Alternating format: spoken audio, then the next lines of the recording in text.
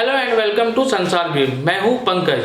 देश की leading plantation, landscaping और ब्यूटिफिकेशन कंपनी संसार ग्रीन टेक्नोलॉजी प्राइवेट लिमिटेड की तरफ से आपको सीक्रेट फ्लावर की वीडियो काफ़ी पसंद आ रही है, इसलिए हम प्रयासरत हैं आपके लिए कुछ नया, खूबसूरत और दिलचस्प ढूंढ कर लाए। आज इसी कड़ी को आगे बढ़ाते हैं। नए दर्शक हमारे चैनल को सब्सक्राइब कर लें और वीडियो अलर्ट के लिए बेल आइकन को दबा दें। आज हम जिस फूल की चर्चा करेंगे वो खूबसूरत भी है और खुशबूदार भी, और इसके बीज हर घर में मौजूद होते हैं, सिर्फ इसके रंग अलग अलग हो सकते हैं। तो चलिए इसके फूल देखिए और फूलों के डिटेल देखिए। कैसे लग रहे हैं ये फूल आपको? यकीनन बेहद खूबसूरत। काश कि आप इनकी खुशबू को महसूस कर पाते। ये क्रूसीफेरी फैमिली के पौधे हैं। इनके बीज लाल या भूरे, काले, पीले, यहाँ तक कि सफ़ेद रंग के भी होते हैं। ये बहुत कॉमन सीड हैं जो लगभग हर भारतीय घर में होते ही हैं। ये हमारे मसालों में अहम हिस्सा रखने वाले सरसों के बीज। इन्हें बंगाली में कसुंडी कहते हैं और बंगाली मछली की कोई भी रेसिपी सरसों के बिना पूरी नहीं होती। कसुंडी चटनी भी काफ़ी मशहूर है। इन्हें अंग्रेजी में मस्टर्ड, मराठी में मोहरी, हिंदी में सरसों, राई और भी कई नामों से जाना जाता है। बोटैनिकल नाम की बात करें तो इनका नाम किस्मों के आधार पर ब्रासिका नेपस, ब्रासिका जुनका और ब्रासिका निग्रा है। सफ़ेद मस्टर्ड का बोटैनिकल नाम सिनेप्सिस अल्बा है। सफ़ेद सरसों के फूल भी सफ़ेद ही होते हैं। चौंक गए ना? सफ़ेद रंग के सरसों फूल आपने पहले शायद ना सुना हो, पर आप संसार ग्रीन देख रहे हैं और कोई अनोखी जानकारी ना मिले, ऐसा कैसे हो सकता है? इन फूलों को बीज से उगाना काफ़ी आसान है।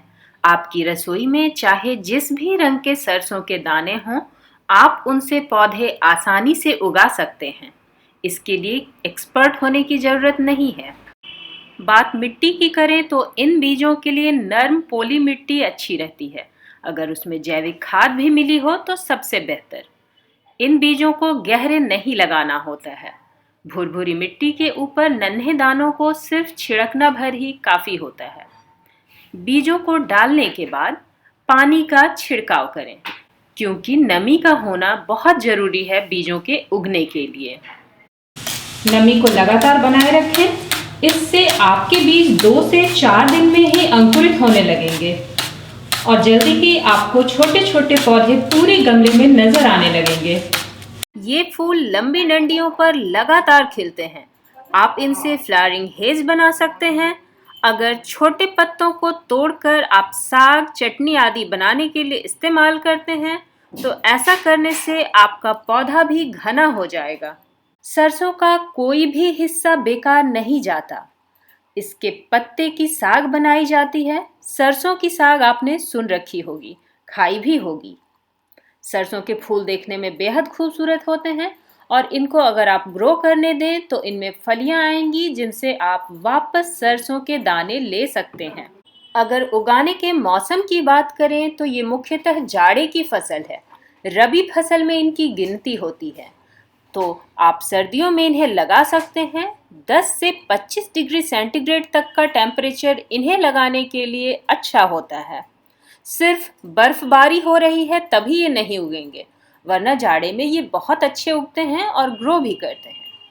अगर मिट्टी की बात करें तो यह हर तरह की मिट्टी में लगता है, बस थोड़ी सी खाद चाहिए और आप ये ध्यान रखें कि पानी जड़ों में जमा ना होने पाए। मतलब वेल ड्रेन पॉट में लगाएंगे तो ये आसानी से ग्रो करेंगे।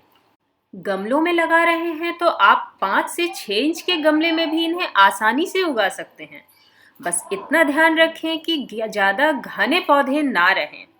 2 पौधे के बीच 4 से 5 इंच का अंतराल रखें तो अच्छा रहेगा। जड़ों में घास ना पनपने दें।